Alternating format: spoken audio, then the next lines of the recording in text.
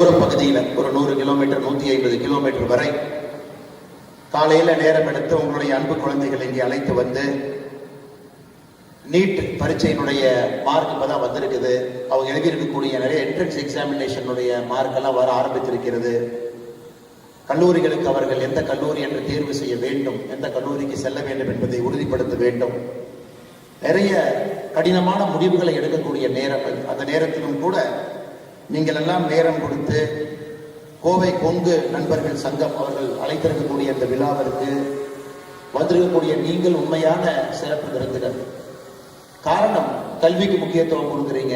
இந்த அரை நாள் இங்கே வந்து மேடையில் இருக்கக்கூடியவங்க, மேடைக்கு முன்புறத்தில் இருக்கக்கூடியவங்களை சந்தித்து அவர்களுடைய வாழ்க்கை அனுபவங்கள் எப்படி வந்திருக்கின்றார்கள், என்ன செய்ய வேண்டும் என்பதை எல்லாம் உங்களுடைய குழந்தை செல்வங்கள் செவிவழி மூலமாக கேட்டு அது அவருடைய வாழ்க்கைக்கு ஒரு பெரிய உத்வேகம் கொடுக்கும் என்கின்ற முழு நம்பிக்கையில் இங்கே வந்திருக்கக்கூடிய பெற்றோர்களே, 90 விழுக்காடு மதிப்பெண்களுக்கு மேல் பெற்று உங்களுடைய பள்ளியில நீங்க தலைமை மாணவராக இருக்கலாம்.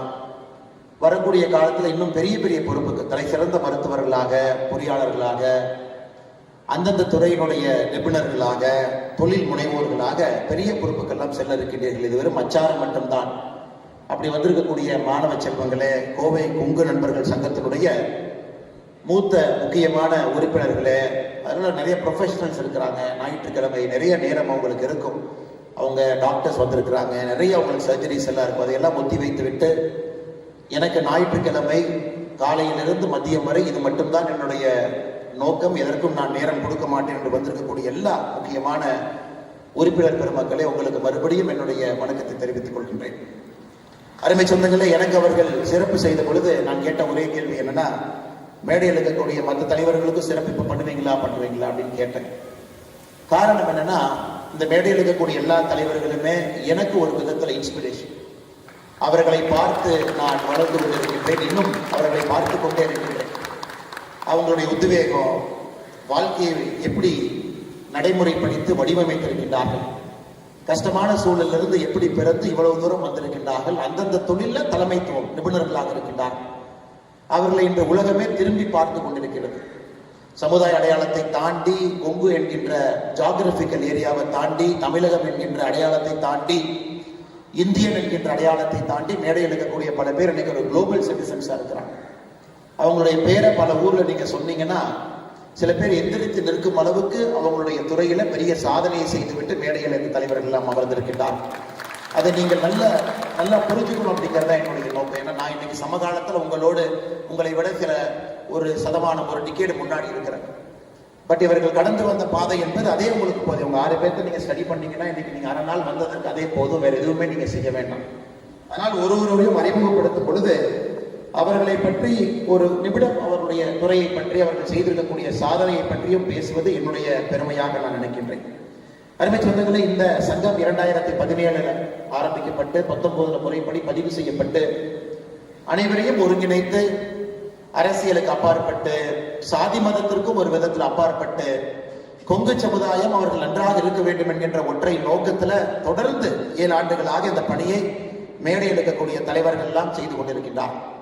காரணம், கொங்கு செழித்தால் எங்கும் செழிக்கும் என்கின்ற ஒற்றை கருத்துல இந்த சமுதாயம் தனக்கான விளிம்பு நிலை மக்கள் தான். முதல் தலைமுறை விவசாயம் செய்து, 2ஆம் தலைமுறை தான் இப்பதான் இந்த சமுதாயம் தலை தூக்கி மேலே பார்த்து கொண்டிருக்கிறது.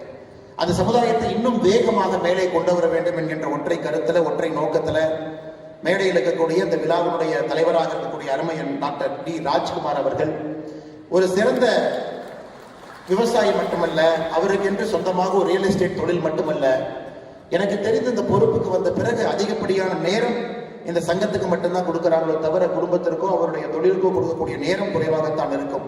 அவருக்கு உங்கள் சார்பாக என்னுடைய நெஞ்சார்ந்த நன்றிகளை, வணக்கத்தை தெரிவித்துக் கொள்கின்றேன். யாரோ ஒருத்தர் நம்மளை லீட் பண்ணணும், அது அண்ணன் அவர்கள் செய்து கொண்டிருக்கிறார். மிக அற்புதமான ஒரு வரவேற்புரை நல்கிவிட்டு அமர்ந்திருக்கக்கூடிய செல்வம் ஏஜென்சிஸினுடைய நிர்வாக இயக்குநராக இருக்கக்கூடிய ஐயா நந்தகுமார் அவர்கள் மிக நேர்த்தியான ஒரு மனிதர். தன்னுடைய வாழ்க்கையில அவரை பற்றியும் நீங்க ஆழமா பார்க்கணும். கோவை கொங்கு நண்பர்கள் சங்கத்தினுடைய துணைத் தலைவராக இருந்து நம்ம எல்லாம் வழிநடத்தி கொண்டிருக்கின்றார்கள். அண்ணன் அவர்களுக்கும் என்னுடைய நெஞ்சார்ந்த வாழ்த்துக்களை, வணக்கங்களை தெரிவித்துக் கொள்கின்றேன்.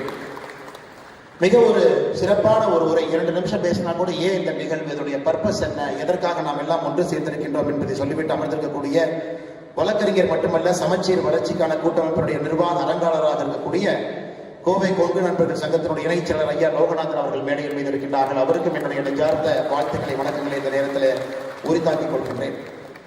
அருமை சொந்தங்களே, முன்னிலை வகித்துக் கொண்டிருக்கக்கூடிய ஐயா KR நாகராஜன் அவர்கள் நம் எல்லோரும் கூட அன்பாக ராமராஜ் காட்டன் என்ற ஒரு சாதாரண ஒரு வார்த்தையை அதற்கு பயன்படுத்தி சொல்லுகின்றோம்.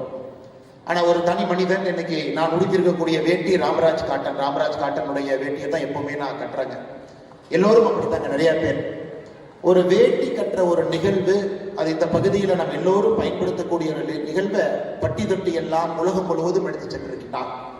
இன்னைக்கு ரீட்டைல்ல சாதாரண மனிதர்கள் புரட்சி செய்ய முடியாது என்று சொல்லுகின்ற காலகட்டத்தில் நேர்த்தியான ஒரு ராமராஜ் காட்டன் என்கின்ற ரீட்டைல் அவுட்லெட், எல்லாருமே பொருள் தயாரிப்பாங்க, எக்ஸ்போர்ட் பண்ணுவாங்க. ஆனா ரீட்டைல் தொழிலுக்கு நான் ஒரு கடை ஆரம்பித்து அதில் இருக்கக்கூடிய 1000 சிக்கல்களை சமாளித்து அதை நேரடியாக என்னுடைய கடை மூலமாக மக்களுக்கு கொடுப்பேன் என்று சொல்வதற்கு ஒரு துணிவு வேண்டும். அதை எடுத்து மிகச் சிறப்பாக ரீட்டைலும் கொடி கட்டி பறந்து ஒரு நாளும் கூட ஒரு புதுமை, இந்த வேட்டி கட்டுவதில் ஒரு புதுமை. வெல்குரோ வேட்டி வரும், பாக்கெட் வேட்டி வரும், அதுல நிறைய புதுமையான விஷயங்களை புகுந்துக்கிட்டே வருவாங்க. எளிய மனிதர்கள் 300 ரூபாய் 400 ரூபாய்க்கு ஒரு வேட்டியை தீபாவளி அன்னைக்கு யார் வாங்கி கட்ட முடியும் என்றால் அதற்கும் ஒரு வேட்டி, 2000 ரூபாய்க்கு ஒரு வேட்டி, கல்யாண முகூர்த்தத்துக்கு ஒரு ரூபாய் கட்டணும்னா அதற்கும் ஒரு வேட்டி. கிட்டத்தட்ட எல்லா விதமான எக்கனாமிக் குரூப்பையும் கூட தன்னுடைய துறையின் மூலமாக ஒரு மிகப்பெரிய சாதனையை செய்து கொண்டிருக்கக்கூடிய ஐயா KR நாகராஜன் அவர்களுடைய வாழ்க்கையை நீங்கள் இன்னும் ஆழமாக படிக்க வேண்டும் என்று இந்த நேரத்தில் நான் சொல்லிக் கொள்கின்றேன். அவர் சாதனை படித்திருக்கின்றார்கள், முன்னேறிவிட்டார்கள் என்று சொல்வதை விட எப்படி இவ்வளவு தூரம் வந்தாங்க அப்படிங்கிறத நீங்க நேரம் எடுத்து குழந்தை செல்வங்கள் நீங்க படிக்கணும். சரஸ்வதி கண்ணையன் அவர்கள், அக்கா அவர்கள் இந்துஸ்தான் கல்விக்குழு, இன்னைக்கு ஒரு மிகப்பெரிய ஒரு கோயம்புத்தூர்ல மிக முக்கியமான ஒரு கல்வி நிறுவனம், தமிழகத்துல குறிப்பிட்டு சொல்லும்படி இருக்கக்கூடிய ஒரு கல்வி நிறுவனம். இங்கே வெறும் படிப்பு மட்டுமல்ல, ஒரு மாணவர்களுக்கு கிடைக்கக்கூடிய எக்ஸ்ட்ரா கரிக்குலர் ஆக்டிவிட்டி வேற எந்த கல்வி நிறுவனத்திலும் கிடைக்குமா என்பது எனக்கு ஒரு சந்தேகம் தான்.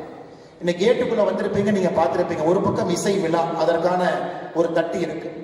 இன்னொரு பக்கம் ரோட்டரி சங்கம் நடத்தக்கூடிய சிலம்பம் விழா, அது பக்கம் ஒரு தட்டி இருக்கு.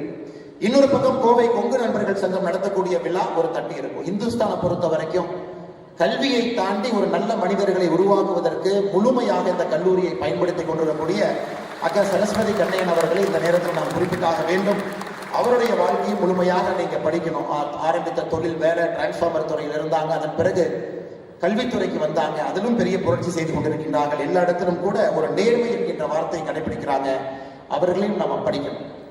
டாலர் குரூப் கம்பெனி அண்ணன் ராமமூர்த்தி அவர்களுக்கு அறிமுகம் தேவையில்லை. ஒரு கொடிகட்டி பறக்கக்கூடிய ஒரு தொழிலதிபர், ஒரு சாதாரண முதல் தலைமுறை பட்டதாரியாக ஒரு குடும்பமாக ஆரம்பித்த ஒரு டாலர் குரூப் ஆஃப் எக்ஸ்போர்ட்ஸ் எனக்கு உலகத்தில் எல்லா நாடுகளையும் தொட்டு இங்கிருந்து தன்னுடைய பொருட்கள் இங்கிருந்து போகுது.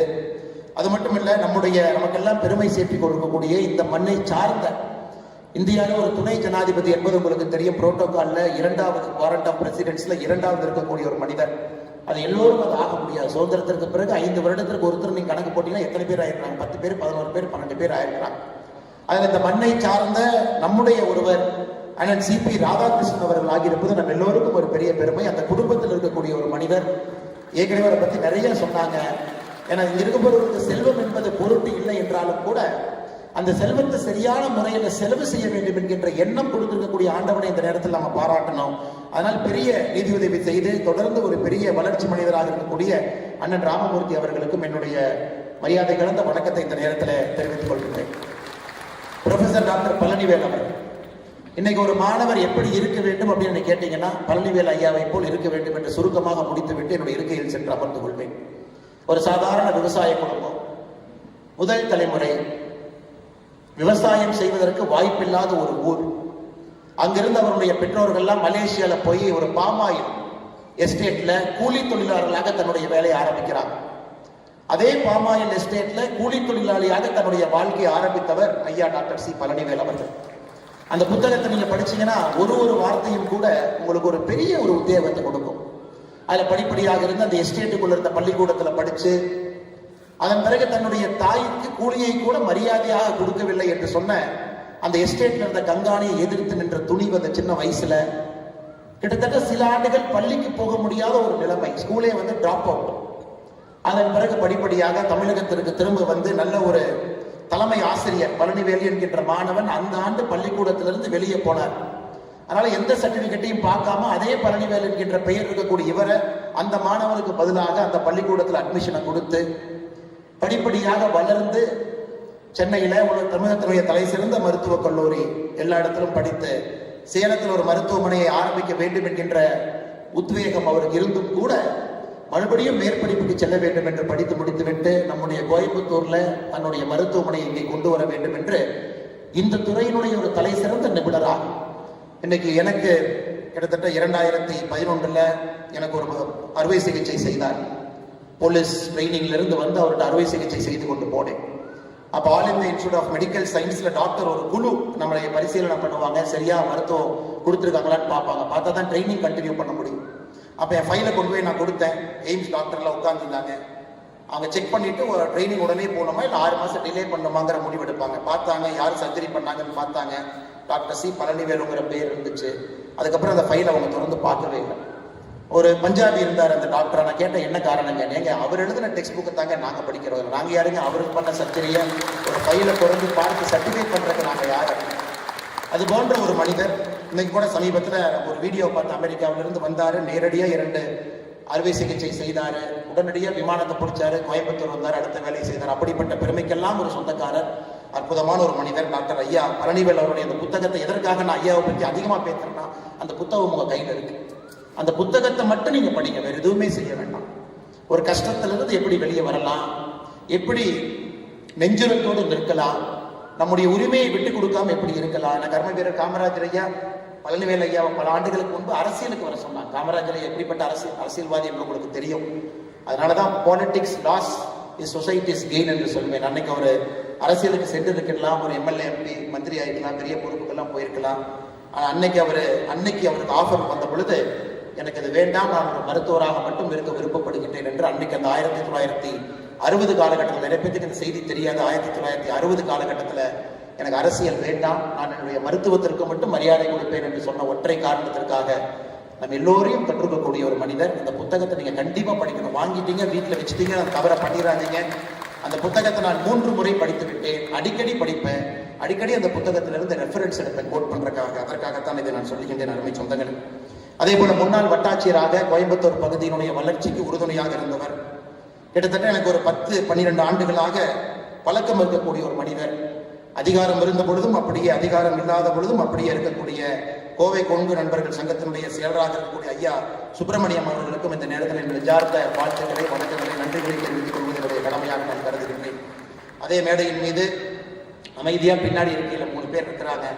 ஆர்பி யமஹாவனுடைய தலைவராக இருக்கக்கூடிய ஐயா பாண்டியன் அவர்கள் அக்ரிகல்ச்சர் யூனிவர்சிட்டியில் படித்தவர். நிறைய வாய்ப்புகள் அவருக்கு இருந்து கூட ஒரு யமஹா ஷோரூம் இங்கே ஆரம்பித்து பல தொழில்களை ஆரம்பித்து எப்பொழுதும் கூட ரொம்ப நான் எப்பவுமே பார்ப்பேன், ஜாதகத்தின் மீது நம்பிக்கை இல்லை. ஏன் நம்பிக்கை இல்லைன்னா உழைப்பு மட்டும்தாங்க. உழைச்சா யாரும் வேணும் ஜெயிக்கும். எதுக்கு ஜாதகம் பார்க்குறீங்கன்னு யாராவது ஜாதகம் எடுத்துட்டு போனா கூட அதை புதுக்கி வைக்கக்கூடிய ஒரு ஆள். அப்படி உழைப்பை மட்டும் நம்பி இவ்வளவு தூரம் ஐயா வந்திருக்கின்றார்கள். ஐயா ஆர்பி பாண்டியன் ஐயா அவர்களுக்கும் என்னுடைய மரியாதை கலந்த வணக்கத்தை, வாழ்த்துக்களை தெரிவித்து எல்லா கௌரவ தலைவர்கள், மேடையின் மீது இருக்கக்கூடிய எல்லா கௌரவ தலைவர்கள், பின்னருக்கையில் இருக்கக்கூடியவர்கள், நிர்வாகிகள், பொருளாளர்கள், நிர்வாக உறுப்பினர்கள் எல்லோருக்கும் என்னுடைய மறுபடியும் வணக்கத்தை தெரிவித்துக் கொள்கின்றேன். அருமை சொந்தங்களை எதற்கு இடத்துல 10 நிமிஷத்துக்கு எடுத்துக்கிட்டேன் அப்படின்னாங்க, இவர்கள் எல்லோரும் பாடம் படிக்க வேண்டியவர்கள் என்று சொல்வதற்காக. நம்ம யாரையோ இப்போ எங்கெங்கேயோ தொலாம் ஒரு பெரிய ஒரு தலைவருடைய பெயரை சொல்லும் பொழுது நமக்கு ரொம்ப ஃபேன்சியா இருக்கும். அவங்க ஜெயிச்சுட்டாங்க, அவங்க வாழ்க்கையிலிருந்து கத்துக்கலாம்.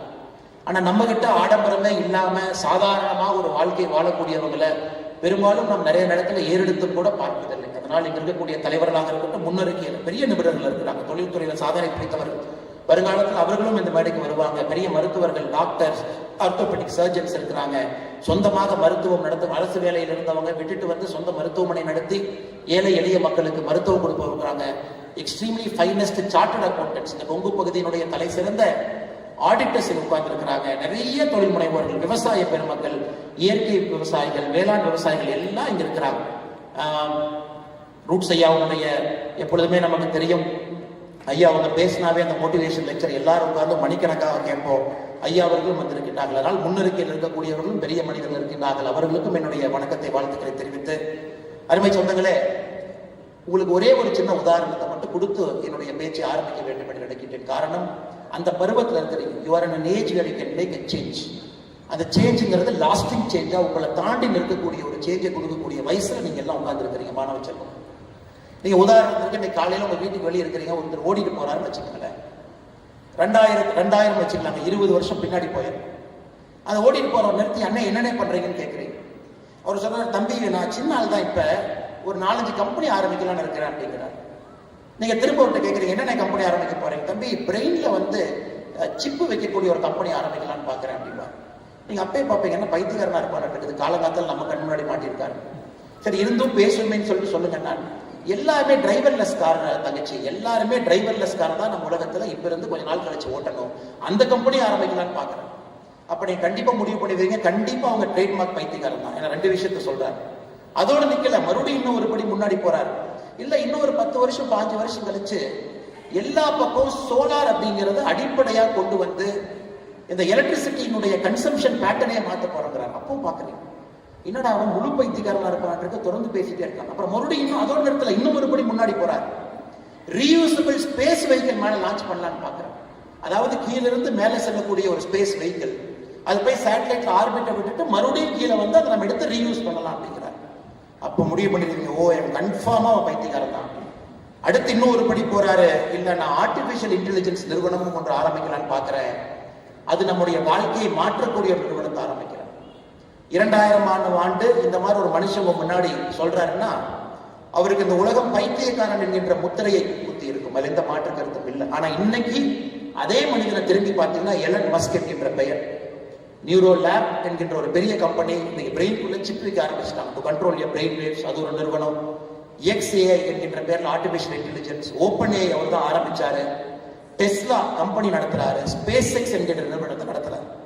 எதற்காக நான் சொல்லி ஆரம்பிக்கிறேன்னாங்க, ஒரு ஐடியா எப்பொழுதுமே நீங்க சொல்லும் பொழுது அஹெட் ஆஃப் டைம் இருக்கும் பொழுது உங்களை யாரும் நம்ப மாட்டாங்க. எனக்கு இருக்கக்கூடிய எத்தனையோ குழந்தைகளை உட்கார்ந்து இருக்கிறேன், உங்கள்கிட்ட அந்த ஐடியா உள்ள இருக்கும், நான் செய்யலான்னு இருக்கேன், ஆனா இன்னைக்கு அது பொருந்தாம இருக்கலாம், இன்னைக்கு சமுதாயத்திற்கு அது சூட் ஆகாம இருக்கலாம். ஆனா எப்பவுமே நான் வச்சுக்கங்க, மக்கள் உங்களை சுற்றி இருப்பவர்கள் அந்த ஐடியாவை அந்த நேரத்துல வரும்பொழுது மட்டும்தான் அதை ஏற்றுக்கொள்வார்கள். ஆனா செய்ய வேண்டியது உங்களுடைய கடமை, அதை நோக்கி மக்களை நடத்தி கொண்டு செல்வது உங்களுடைய கடமை. எதற்காக அதை சொல்றாங்க, உங்க முன்னாடி ரொம்ப சேஃபான ஃபீல்டு நிறைய இருக்கு. Engineering is very safe field.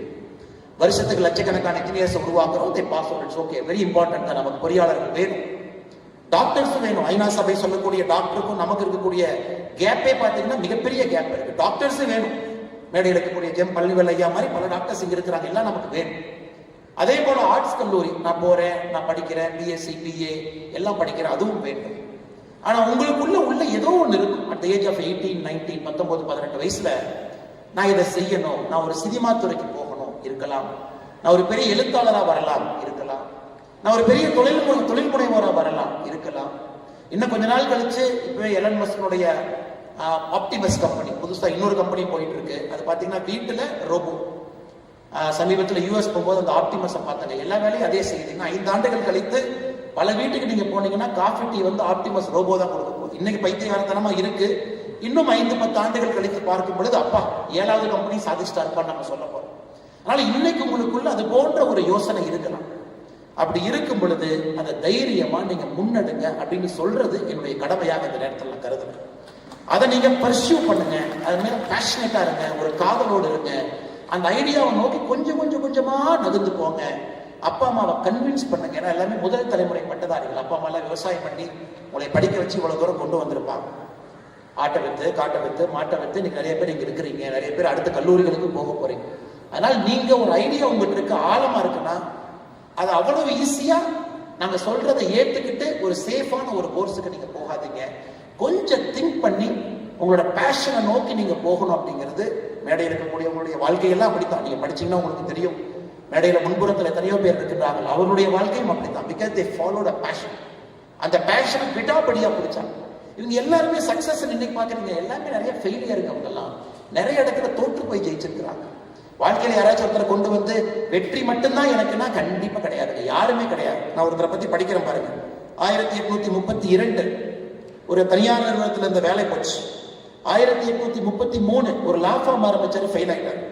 1838 Illinois state, US 50 மாநிலத்தில் இலினாய்ஸ் மாநிலத்தினுடைய ஸ்டேட் ஹவுஸ் ஸ்பீக்கர் எலெக்ஷனுக்கு போட்டி போட்டார், தோத்துட்டார். 1843 காங்கிரஸ் போறதுக்கு ட்ரை பண்ணாரு, நம்ம ஊர்ல எம்எல்ஏ சீட்டு கிடைக்கல. 1848 5 ஆண்டுகள் கழிச்சு ட்ரை பண்றாரு, மறுபடியும் கிடைக்கல. 1849 எதுவுமே கிடைக்கல, அரசாங்கத்துல போய் லேண்ட் ஆபீஸ்ல சேரலாமான்னு போறாரு, அதுவும் கிடைக்கல. 1854 நம்ம ஒரு எம்பி எலெக்ஷன் மாதிரி செனட் எலெக்ஷன் நிற்கிறார், அதுலயும் தோற்கடிக்கப்படுகின்றார்கள். 1856 துணை ஜனாதிபதி தேர்தலுக்கு போட்டியிடார் அமெரிக்காவில், அதிலும் தோற்கடிக்கப்படுகின்றார்கள். 1858 எது வேண்டாம் மறுபடியும் செனட் எலெக்ஷன் எம்பி எலெக்ஷனுக்கு வர்றாரு, அதிலும் தோற்கடிக்கப்படுகின்றார். அந்த மனுஷன் ஜெயிச்ச ஒரே ஒரு எலெக்ஷன் 1860 அமெரிக்காவுடைய ஜனாதிபதி, ஒரே ஒரு எலெக்ஷன் அமெரிக்காவுடைய ஜனாதிபதி மட்டும்தான் ஜெயிச்சார். அவருடைய பெயர் அப்ரஹாம் லிங்கன். சிலை வரியை முடிச்சாரு. 1861 சிவில் ரைட்ஸ் ஆக்டை கொண்டு வந்தாரு. அமெரிக்காவுடைய தன்மையை முகத்தையே மாத்திட்டு போயிட்டார். அதனால நீங்க நிறைய நேரம் நினைச்சுக்கணும், இந்த வெற்றியாளர்கள் அப்படின்னு நீங்க புத்தகத்துல படிக்கிறதெல்லாம் அவங்க கண்டென்ஸ் பண்ணி தன்னுடைய வெற்றியை மட்டும் சொல்லியிருப்பாங்க. ஏன்னா தோல்வியை சொல்வதற்கு அந்த புத்தகத்துல பேஜ் இல்லை. தோல்விக்கு ஒரு புத்தகத்தை ஜெம் பழனிவேல் அவர் எழுத சொன்னீங்கன்னா இந்த கட்ஸை விட இன்னும் 2 பெரிய புத்தகத்தை எழுதுவார் தோணுது. இன்னும் அதிக பக்கங்கள் இருக்கக்கூடிய புத்தகத்தை எழுதுவாங்க. அதனால நீங்க எல்லோருமே தோல்வியிட்ட கொஞ்சம் ஃப்ரெண்ட்ஷிப் பண்ணிக்கணும். என்னுடைய 2வது உங்களுக்கு நான் கொடுக்கக்கூடிய ஒரு சின்ன ஒரு அட்வைஸ், நீங்க எல்லாருமே சக்சஸ்ஃபுல் பீப்புள்னால தான் இந்த ஹால் கூட உட்காந்துருக்கீங்க. 90% and above 99% ஃபேண்டாஸ்டிக், ரொம்ப சந்தோஷம் இருக்கு. ஆனா வாழ்க்கையில வெறும் சக்சஸ் மட்டுமே பார்த்தீங்கன்னா ஆங்கிலத்தில் சொல்லுவாங்க, you are not pushing your self, that is why you are always a victor அப்படிம்பாங்க. உங்களை நிறைய புஷ் பண்ணீங்கன்னா கொஞ்சம் தோல்விகள் அப்பப்போ வர ஆரம்பிக்கும். ஆனால் நிறைய உங்களை புஷ் பண்ணுங்க. Success should not breed complacency. நான் ஜெயிச்சுக்கிட்டே இருக்கிறேன் அப்படிங்கிறது ஒரு கம்ஃபர்ட் ஜோனை விட்டு வெளியே போகாம கம்ஃபர்ட் ஜோனுக்குள்ளே உட்கார வைக்கக்கூடாது. குறிப்பாக இந்த அரங்கத்தில் இருக்கக்கூடிய மாணவர்கள் அப்பப்போ தோல்வி வந்தாலும் ஒரு சின்ன ஃப்ரெண்ட்ஷிப் பண்ணுங்க. இல்லை நான் சிவில் சர்வீஸ் பரீட்சை எழுதுனேன், ஃபர்ஸ்ட் அட்டெம்ப்ட் IAS IPS கிடைக்கல, will make friendship, second attempt போகலாம். இல்லை நான் நீட் எழுதுனேன், எனக்கு தெரியல, நிறைய பேர் நீட் எழுதிருப்பீங்க, 725 மார்க் வரல, லெட் அஸ் மேக் ஃப்ரெண்ட்ஷிப், அடுத்த டைம் பார்த்துக்குவோம். இல்லை நான் இங்கே போகலான்னு பார்த்தேன், எனக்கு அது கிடைக்கல, இட்ஸ் ஓகே. அந்த மைண்ட் செட் உங்களுக்கு வேணும். ஏன்னா இன்னைக்கு இருக்கக்கூடிய இளைஞர்களை பார்க்கும் பொழுது டிப்ரெஷன். ஏன் depression? Love failure depression, NEET exam failure depression. எல்லாருக்கும் டிப்ரெஷனை மட்டும்தான் பார்க்குறவங்களை தவிர அந்த ஃபெயிலியரோட ஒரு சின்ன ஃப்ரெண்ட்ஷிப் வச்சுக்கணும்னு யாரும் பார்க்கல. அதனால மாணவ செல்வங்களே, டிப்ரெஷன் உங்க வாழ்க்கையை அப்ரஸ் பண்ணக்கூடிய விஷயமா மாத்திராதீங்க. ஓப்பன் அப்பா இருங்க, பேஷனை சேஸ் பண்ணுங்க. வெற்றியாளர்களை மட்டும் பார்க்குறீங்க, அந்த வெற்றியாளர்களுக்கு பின்னாடி இருக்கக்கூடிய தோல்வியை பார்க்க மாட்டீங்க. அண்ணன் CP ராதாகிருஷ்ணன் அவர் நம்முடைய துணை ஜனாதிபதி, ஒரு அற்புதமான மனிதர். நான் பழகியதில் ஒரு எளிமையான, நேர்மையான, ஒரு நல்ல ஒரு மனிதர், எந்த டவுட்டும் கிடையாது. ரொம்ப ஒரு தேசியவாதி, ஒரு பற்றாளர், சொந்தமா ஒரு நிறுவனத்தை நடத்தினாரு. ஒரு நாள் அலுவலகத்தில் என்கிட்ட சொன்னாரு, என்னை எப்பொழுதுமே அன்பா தலைவரேன்னு கூப்பிடுவார். கூப்பிடும் போதெல்லாம் எந்திரிச்சு நிற்குவேன். நான் சொன்னேன், அண்ணா என்னன்னு? இல்லை நம்மளை கொஞ்சம் ஸ்பின்னிங் மில்லுக்கு அதிக நேரம் கொடுக்கணும், ஒரு 6 மாதம் ஸ்பின்னிங் மில் பக்கம் போயிட்டு வரனார். நான் ஏன்னு கேட்டேன், இந்த பொது வாழ்க்கையில் வந்துப்பா ஸ்பின்னிங் மில் கொஞ்சம் அவுட் ஆஃப் கண்ட்ரோல் இருக்கு, நான் அங்கே போகிறேன். 6 மாதம் போனார். அப்புறம் கேரளாவுடைய ஒரு பொறுப்பு, சின்ன பொறுப்போ பெரிய பொறுப்போ, அதையும் செஞ்சார். எதையும் எதிர்பார்க்காம 50 ஆண்டுகள் 60 ஆண்டுகள் பல தோல்விகளை பார்த்தவர். CP ராதாகிருஷ்ணன் ஒரு வெற்றியை காமிச்சிங்கன்னா அவர் சரித்திரத்தில் 3 தோல்வியை நான் காட்டுவேன். லோக்சபால அற்புதமா ஜெயிச்சாரு, ஒரு தலை சிறந்த எம்பியாக இந்த பகுதிக்கு அவ்வளவு விஷயங்கள் செஞ்சு கொடுத்தவர். அதே மண்ணில் அதே லோக்சபால அவருக்கு வெற்றியும் கிடைக்கல. ஆனாலும் அவருடைய முகத்தை பொறுத்தவரை அப்படியே தான் வண்டி ஓடும். இன்னைக்கு எவ்வளவு பெரிய பொறுப்பு, இந்த நாட்டினுடைய துணை ஜனாதிபதி என்கின்ற உயரிய பொறுப்பு. அவர் வெற்றி மட்டும் பண்ணலாம் அவர் கிடைச்சதுலாம் இல்ல. CPR தொட்டதெல்லாம் வெற்றி, தொடர்ந்து 50 வெற்றி, அதனால துணை ஜனாதிபதி இல்ல. அந்த மனிதனுடைய கேரக்டருக்காக, அந்த மனிதனுடைய நெஞ்சுரத்துக்காக, அந்த மனிதனுடைய நேர்மைக்காக நம்முடைய பிரதமர் ஐயா மோடி அவர்கள் நேராக கூப்பிட்டு நீங்க துணை ஜனாதிபதியா பொறுப்பெடுத்து மக்களுக்கு சேவை பண்ணுங்க, நாட்டினுடைய 2வது பெரிய குடிமகனாக நீங்க இருங்க. அதனால யாரை நீங்க இங்க எடுத்தாலும் தோல்விகள் அவங்களுக்கு சாதாரணம், சகஜம். தோல்வியோடவே வாழ்ந்தவர். சரஸ்வதி அக்காவோட லைஃப் ஹிஸ்டரிக்கெல்லாம் நான் போகவே இல்லை. நிறைய தோல்விகளை பார்த்து விட்டு இங்க அமர்ந்திருக்கிறாங்க. ஆனால் அருமை சொந்தங்களே, இந்த 2வது மிக முக்கியமானது, தோல்விகளோட ஒரு ஃப்ரெண்ட்ஷிப் நீங்க வச்சுக்கணும். You should make friends with defeat. அது இல்லைன்னா நீங்க டிப்ரெஷனுக்குள்ள போயிருவீங்க, நீங்க திரும்ப எய்மே பண்ண மாட்டீங்க, திரும்ப அச்சீவ் பண்றதுக்கு போக மாட்டீங்க. அதுவும் என்னுடைய அன்பான வேண்டுகோளாக நீங்க எடுத்துக்கொள்ள வேண்டும். நேற்று நீங்க பார்த்திருப்பீங்க, ஜூலை 18, 2026 பிரதமர் பேசினாங்க. ஸ்டேஜில் பார்த்தீங்கன்னா ISRO சேர்மன் நாராயண சார் இருக்கிறாங்க. ஒரு 2 சின்ன பசங்க மாதிரி 2 பேர் இருந்தாங்க. டிவி பார்த்தீங்களான்னு தெரியல. அந்த ஒரு சின்ன தம்பி போன்ல பிரதமர்கிட்ட பேசுறாரு, லவுட் ஸ்பீக்கர் போட்டு மைக்ல நம்ம எல்லாம் கேட்கிறோம். நேற்று என்ன சரித்திரம், இந்தியாவுடைய சரித்திரம் நேற்று எப்படி மாற்றி எழுதப்பட்டது? நேற்று இந்தியாவுடைய சரித்திரம் எப்படி மாற்றி எழுதப்பட்டதுன்னா, 2 பசங்க பவன்குமார் சந்தனா நாகா பாரத் தாக்கா ஹைதராபாத்ல இருக்கக்கூடிய ஒரு நிறுவனம் ஸ்கை ரூட் ஏரோஸ்பேஸ் இந்தியாவுடைய ஃபர்ஸ்ட் இந்தியாவில் உருவாக்கிய ஒரு பிரைவேட் ஸ்பேஸ் ஷிப்பை நேற்று நாம லான்ச் பண்ணியிருக்கோம். கவர்மெண்ட்டுக்கு அதுக்கு சம்பந்தம் இல்லைங்க. லான்ச் பேட் மட்டும்தான் ஐஎஸ்ஆர்ஓ, லான்ச் பேட் மட்டும்தான் ஸ்ரீஹரிகோட்டா. ஐஎஸ்ஆர்ஓ ஒரு மைனர் ஃபண்டிங் அந்த கம்பெனி கொடுத்தாங்க. அந்த 2 பசங்களும் ஐஎஸ்ஆர்ஓல இன்ஜினியரா இருந்தவங்க. 8 ஆண்டுகளுக்கு முன்பு ஐஎஸ்ஆர்ஓல இருந்து வெளியே போய் ஏன் நம்ம சொந்தமா ஒரு கம்பெனி ஆரம்பிக்க கூடாது, 2000 எப்படி எலன் மஸ்க் நான் சொந்தமா ஒரு கம்பெனி ஆரம்பிப்பேன், ஸ்பேஸ் எக்ஸ் மாதிரி ஆரம்பிப்பேன்னு சொன்னவங்களை 2016 இந்த 2 பசங்களும் அதை ஆரம்பித்து படிப்படியா இவங்களே போய் 4 பேருக்கு அந்த ஐடியாவை கொடுத்து பணம் வாங்கி பிரைவேட் ஸ்பேஸ் ஷிப்பை பில்ட் பண்ணி, இந்தியாவை பொறுத்த வரைக்கும் பாத்தீங்கன்னா பிஎஸ்எல்வி ஜிஎஸ்எல்வி இருக்கும், இவங்களே பிரைவேட்டா பில்ட் பண்ணி அதுக்குள்ள 4 பிரைவேட் காரங்களோட சேட்டலைட்டை லோட் பண்ணி நேற்று ஸ்ரீஹரிகோட்டால வந்து லான்ச் பண்ணி சக்சஸ் ஆச்சு. அதற்கு பிரதமர் கூப்பிட்டு பாராட்டுறாரு அந்த 2 பசங்களுக்கும் மேடையின் மீது. இந்த நாட்டினுடைய பிரதமருடைய வார்த்தை பாருங்க, இந்த நாட்டினுடைய ஸ்பேஸ் எக்ஸ்ப்ளோரேஷனை பொறுத்த வரைக்கும் விண்வெளிக்கு செல்வதை பொறுத்தவரை இது ஒரு மைல்கல்ங்கிற வார்த்தையை பிரதமர் பயன்படுத்துறாங்க. ஏன்னா கிட்டத்தட்ட 46 ஆண்டுகளுக்கு முன்பு நேற்று 2026 46 ஆண்டு முன்னாடி போட்டீங்கன்னா 1980 இதே தேதி ஜூலை 18 தான் நம்முடைய ஃபர்ஸ்ட் ராக்கெட் SLV-3 ஸ்ரீஹரிகோட்டால இருந்து இந்தியன் ராக்கெட் வெற்றிகரமாக சோதனையை தாண்டி மேல போச்சு. 46 ஆண்டுகளுக்கு முன்பு அரசு செஞ்சிச்சு. 46 ஆண்டுகள் கழிச்சு 2 பிரைவேட் சிட்டிசன்ஸ் பண்ணிருக்கணும். அப்ப எவ்வளவு தெரிஞ்சிருக்கும், மெட்டீரியல் சயின்ஸ் இன்ஜினியரிங் தெரிஞ்சிருக்கணும், ஏரோடைனமிக்ஸ் ஹைட்ரோடைனமிக்ஸ் இவ்வளவு விஷயங்கள் தெரிஞ்சிருக்கணும், பார்ட்டிகல் பிசிக்ஸ் தெரிஞ்சிருக்கணும். அது எல்லாம் அரசுகிட்ட இருக்கும். ஏன்னா 1000 இன்ஜினியர்ஸ் இருப்பாங்க ஐஎஸ்ஆர்ஓல, ஒருத்தரும் ஒரு வேலையை செய்வாங்க, கம்பைன் பண்ணி செய்யலாம். ஆனா 2 பசங்க 8 வருஷத்துல ஒரு நிறுவனத்தை ஆரம்பித்து இவ்வளவு விஷயங்களை சரி செய்து சக்சஸ்ஃபுல்லா லான்ச் பண்ணிருக்காங்க. சாதாரண நிகழ்வு. அதுவும் உங்களுக்கு ஒரு பாடம். ஒருவர் செய்ய முடியவில்லை என்றால் இதுவரை யாரும் செய்யலின்னு அர்த்தம் கிடையாதுங்க, யாரும் முயற்சி செய்யலின்னு அர்த்தம். ஸோ இந்தியாவில் இந்த பசங்க முயற்சி பண்ணாங்க. நேற்று ஜூலை 18 2026 சொந்தமாக தனியார் நிறுவனம் ஒரு ஆனால் ஃபர்ஸ்ட் லான்ச் பண்ண சக்சஸா 1979 ஆகஸ்ட் 10 அந்த ஃபர்ஸ்ட் சக்சஸ்க்கு முன்னாடி 1 வருஷம் முன்னாடி போனீங்கன்னா SLV-3 கிளம்பிச்சு. எல்லாரும் உட்காந்து பார்த்தா தான் இந்தியாவோட ஃபர்ஸ்ட் ராக்கெட். எல்லாரும் உட்காந்து பார்த்தோம். 317 செகண்ட் தாண்டி ராக்கெட் என்ன வேகத்தில் மேலே போச்சோ அதே வேகத்தில் கீழே வந்துருச்சு. அது ஃபெயிலியர். அப்போ ப்ரொஃபசர் சதீஷ் தவன் ஏபிஜே அப்துல் கலாம் ஐயா மிஷன் ஹெட்டா இருக்கிறாங்க. பத்திரிகை நண்பர்கள் கேட்குறாங்க, என்னங்க சுதந்திரம் கிடைச்சு இத்தனை வருஷம் ஆச்சு, 1979 இன்னும் பிரிட்டிஷ்காரன் சொல்லுவீங்களா, 32 வருஷம் ஆச்சு சுதந்திரம் கிடைச்சு, ஏன் ஃபெயிலியர்? சதீஷ் தவன் கலாம் அவர்கள் புத்தகத்தில் எழுதுறாங்க, எனக்கு லைட்டா அப்படியே ஒரு சின்ன பயம். ஏன்னா நான் தான் மிஷன் ஹெட், அப்ப நான் தான் பொறுப்பேற்றுக்கணும்.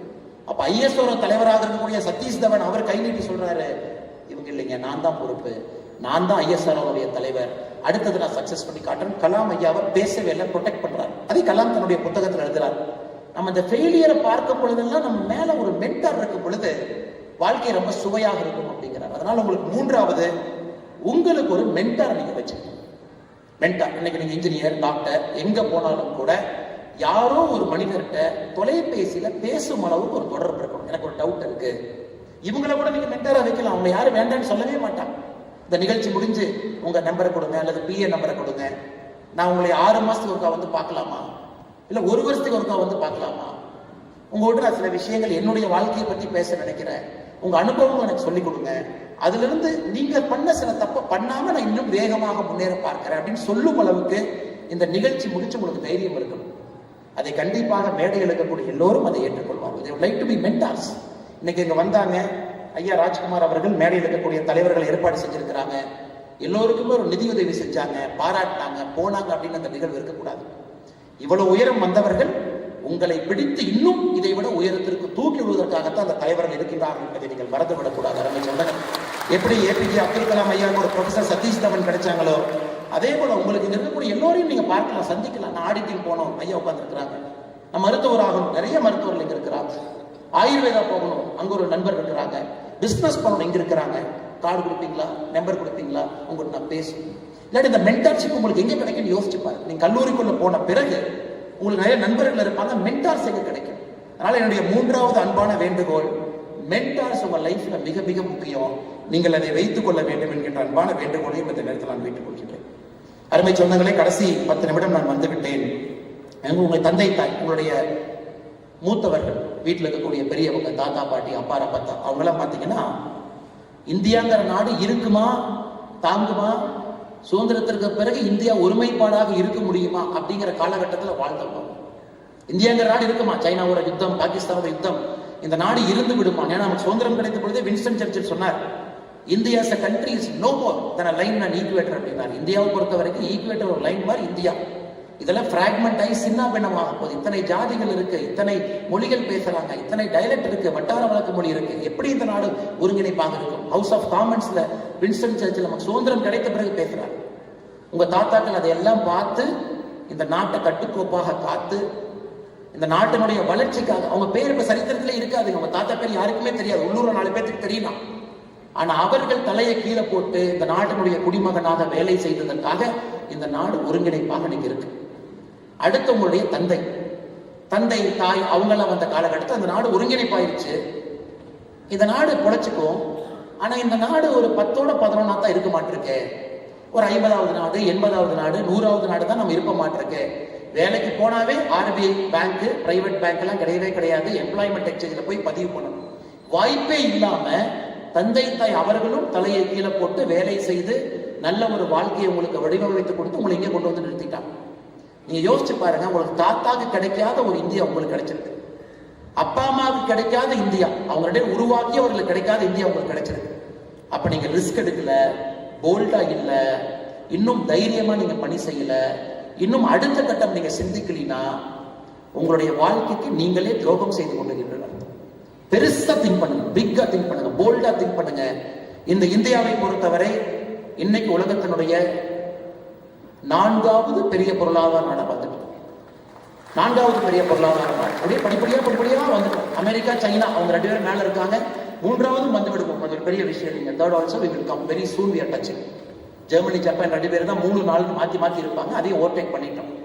ஸோ நீங்க காலேஜ் முடிக்கிறதுக்குள்ள, நீங்க மருத்துவராக இருந்தால் 5 வருஷம், இன்ஜினியரிங்கா இருந்தால் 4 வருஷம் முடிப்பதற்குள்ள உலகத்தினுடைய 3வது நாடாக வந்து விடுவோம். அமெரிக்கா இருக்கும், சைனா இருக்கும், இந்தியா இருக்கும், 3வது வந்துருவோம். தாத்தா காலத்துல உலகத்துல 60வது 65வது இருந்துச்சு. அப்பா காலத்துல 30லிருந்து 12க்கு வந்துச்சு. கடந்த 10 ஆண்டுகள்ல 12லிருந்து 4க்கு வந்துட்டோம். அதனால நீங்க பெருசா திங்க் பண்ணாம, அரைச்சமாவை தயவு செஞ்சு அரைக்காம புதுசா யோசிச்சு அதை இன்னும் சிறப்பா செய்து, டாக்டர்னா சாதாரண டாக்டர் இல்ல, நிபுணர் அப்படிங்கிற பேர். இன்ஜினியர்னா சாதாரண இன்ஜினியர் இல்ல, நிபுணர்ங்கிற பேர். நான் ப்ரொஃபஸரா போறேன், சாதாரண ப்ரொஃபஸர் இல்ல, நோபல் லாரேட் வரும் அளவுக்கு ரிசர்ச் செய்யக்கூடிய ப்ரொஃபஸர். ஒரு நிறுவனம் ஆரம்பிக்கிறேன், சாதாரண நிறுவனம் இல்ல, ராமராஜ் காட்டனை விட 10 மடங்கு வளரக்கூடிய நிறுவனம் அப்படின்னு வச்சா தான் அவங்களுக்கு சந்தோஷம். நீங்க வந்து நான் இன்னொரு ராமராஜ் காட்டனை உருவாக்க போறேன்னா, அவர் எதுவுமே இல்லாத காலத்துல ராமராஜ் காட்டனை உருவாக்கி நம்ம முன்பு பார்த்திருக்கிறார். ஆனா எனக்கு எல்லாம் இருக்கக்கூடிய காலத்துல நான் இன்னொரு ராமராஜ் காட்டன் என்று சொல்வதை விட அதை விட 10 மடங்கு வருவேன் என்று சொன்னால்தான் இங்க இருப்பவங்களும் பெருமை அடைவாங்க. அதனால மாணவ செல்வங்களே, பெரிய மனிதர்களாக, ஆற்றல் மிக்க தலைவர்களாக, முன்னோடிகளாக நீங்கள் வர வேண்டும். கொஞ்சம் ரிஸ்க் எடுங்க, ஃபெயிலியரை கொஞ்சம் பார்த்து ஃப்ரெண்ட்ஷிப் பண்ணிக்கங்க, மென்டார் வச்சுக்கங்க, பெருசா திங்க் பண்ணுங்க. எந்த துறை எடுத்தாலும் கூட காலேஜில் அப்போ முக்கியமே கிடையாது. அதெல்லாம் ஒரு காலம் 1980 IIT அவங்க தான், IIM அவங்க தான், இப்பெல்லாம் முக்கியமே கிடையாதுங்க. எல்லா காலேஜில் எல்லா ஃபெசிலிட்டி எல்லா இடத்துல இருக்கு. இன்னைக்கு இந்துஸ்தான் காலேஜ் தமிழகத்தில் தலை சிறந்த கல்லூரி.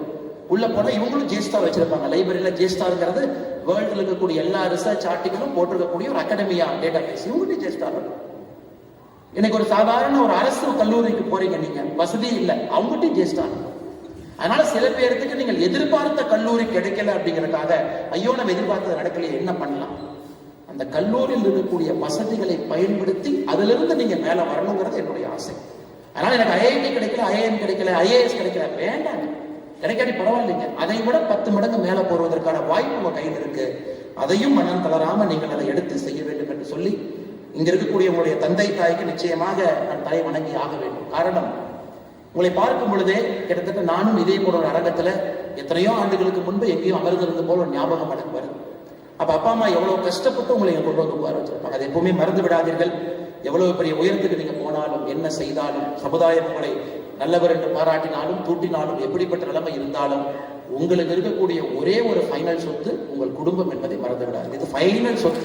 இந்த சொத்து எப்பவுமே கிடையாது, அப்படியே கெட்டியா இருக்கும். தங்க கட்டி மாதிரி என்னதான் உங்களால கிடையாது. அதனால அப்பா அம்மா கூட எப்பவுமே இருங்க, மரியாதையாக அவர்களோடு இருங்கள். சமுதாயத்தின் மீது ஒரு பெரிய பற்றோடு இருங்கள். ஐயா சொன்னாங்க, எந்த ஒரு சமுதாயத்தையும் இகழ வேண்டிய அவசியம் கிடையாது. நம்ம சமுதாயத்தினுடைய பெருமைகளை நாம் காப்பாற்ற வேண்டிய பொறுப்பு உங்களுக்கு இருக்கு. இதெல்லாம் வந்து உங்க கையில கொடுத்துட்டாங்க, அந்த பொறுப்பையும் எடுத்து செல்ல வேண்டிய கடமை உங்களுக்கு இருக்கு. அதனால் நல்ல மனிதர்களாக, ஆற்றல் மிக்கவர்களாக நீங்கள் வர வேண்டும். எங்க இருக்கக்கூடிய மனிதர்களுடைய வாழ்க்கையை நீங்கள் படிக்க வேண்டும், முன்னிறுத்தி இருக்கக்கூடிய மனிதர்களுடைய வாழ்க்கையும் படிக்க வேண்டும் என்று சொல்லி நல்ல வாய்ப்பு கொடுத்த அண்ணன் ராஜ்குமார் அவர்கள் தலைமை எடுக்கக்கூடிய கோவை பொங்கு நண்பர்களுடைய எல்லா அனந்தகுமார் ஐயா அவர்களுக்கு, லோகநாதன் ஐயா அவர்களுக்கு எல்லோருக்கும் என்னுடைய நன்றி கலந்த வாழ்த்துக்களை, வணக்கங்களை தெரிவித்து என்னுடைய உரையை முடித்துக் கொள்கின்றேன். நன்றி, வணக்கம். தமிழகம் வாழ்க, பாரதம் வளர்க.